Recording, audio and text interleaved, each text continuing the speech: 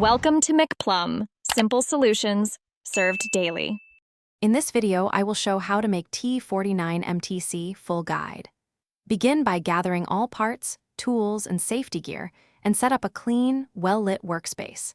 Take time to read component labels and datasheets so you understand tolerances and connections. Lay out small parts in labeled trays to avoid confusion. Having a checklist will reduce mistakes and save time during assembly and testing.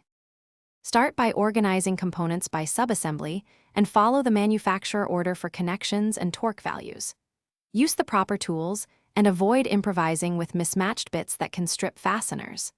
Double-check alignments and confirm each connector is fully seated before moving on. Keep a digital or printed checklist and mark completed steps as you go to ensure consistency and make troubleshooting easier later on.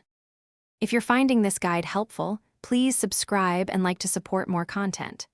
Quick recommendation: the Owala water bottle is great for long builds, stays cold, and won't leak on your bench, making it a surprisingly useful tool. I use it to stay focused and prevent spills by keeping it on a separate coaster. Check the description for the link and other deals. Now let's get back to the video. Power up the system incrementally while monitoring voltages, currents, and temperatures to catch issues early. Use calibrated tools and reference measurements to confirm sensors and outputs are within expected ranges. If adjustments are needed, make small changes and retest until stable. Record final calibration values and test results in your build log so future maintenance and troubleshooting are faster and more accurate. Thanks for watching. Stay juicy and subscribe.